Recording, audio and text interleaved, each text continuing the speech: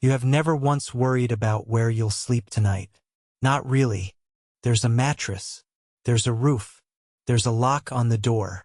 For 300,000 years, almost none of that existed, and your ancestors still slept every single night on the ground.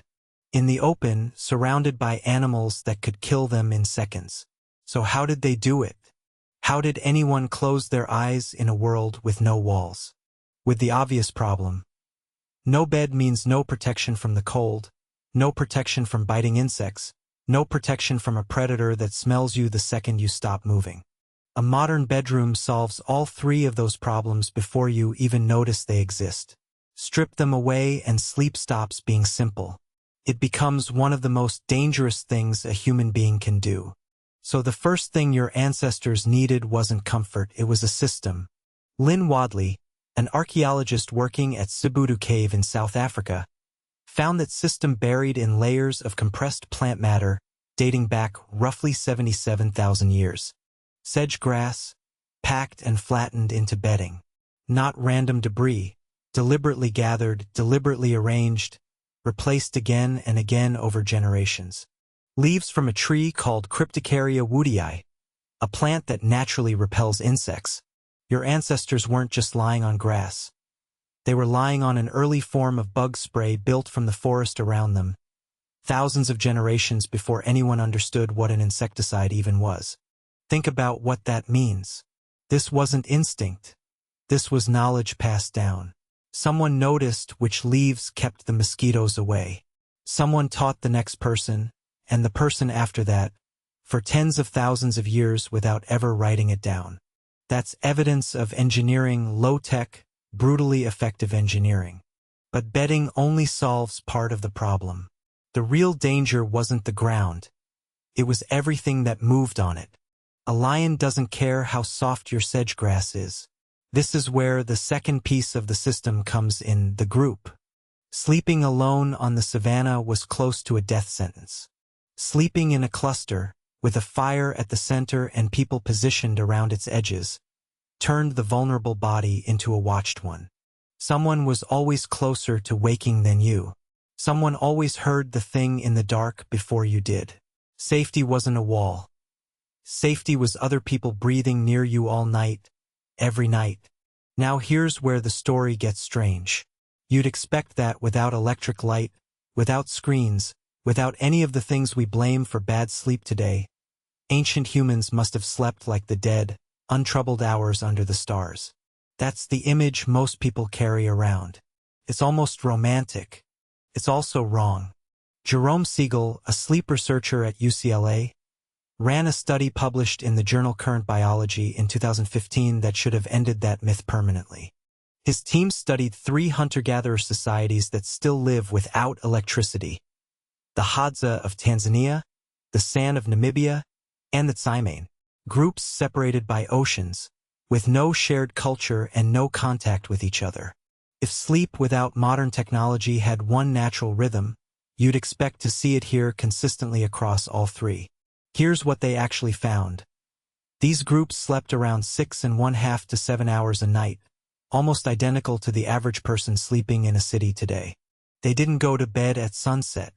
Most of them stayed awake for several hours after dark, doing chores, talking, sitting by the fire. And the strongest predictor of when they fell asleep wasn't the light disappearing. It was the temperature dropping. Pause on that for a second. Could it be that darkness was never really the trigger? Could the cooling air itself be the oldest alarm clock your body ever had? That single detail rewrites the whole picture. Your ancestors weren't passively knocked out by nightfall like a switch being flipped. Their bodies were reading the environment, tracking a drop in temperature that signals the safest, coolest part of the night to be still. Light mattered. The temperature mattered more. Now picture the actual scene, not an abstraction. A real place somewhere in what's now Tanzania 60,000 years ago. The sun has been down for 3 hours. The fire has burned low. Just enough light to see hands and faces, not enough to be seen from far away. A dozen people lie close together on bedding gathered that same week, the sharp scent of crushed leaves still rising faintly from the grass beneath them. Someone is still half awake, listening. The air has finally cooled enough that skin stops sweating and starts to settle. One by one, breathing slows. Nobody agreed on a bedtime. Nobody needed to, the temperature did the negotiating. This is the part that should genuinely surprise you. Your ancestors, sleeping in the open with predators nearby and nothing but woven grass beneath them, were getting roughly the same amount of sleep you are tonight. Sometimes less. The hard nights you're imagining for them weren't necessarily harder than yours. They were just dangerous in a different way. And that's the twist worth sitting with. We tend to assume that modern life broke something ancient and pure, that somewhere out there is a natural amount of sleep our bodies were built for, and we've drifted away from it. Siegel's study suggests the opposite. Short sleep, broken sleep, staying up well past dark. That might not be a modern malfunction at all. It might be the baseline. It might be exactly what humans have always done. So if it's not the lack of electricity keeping you up at night, what is it? Here's where it lands on you, specifically. You'll probably lie down in a bed that's softer than anything your ancestors ever touched. In a room sealed against every predator that used to matter, with the temperature you control with a single button on a wall. And there's a real chance you'll still struggle to fall asleep. Not because you're missing some ancient skill, but maybe because the one thing your body has always responded to, the drop in temperature that signaled the day is over, barely happens anymore. Your house holds its heat. Your blankets trap it further. Your body is still waiting for a cue it used to get for free every single night for 300,000 years. So here's the strange thought to take with you the next time you can't sleep. It might not be your phone. It might not be stress. It might just be that your bedroom is too warm to tell your body the day is finished.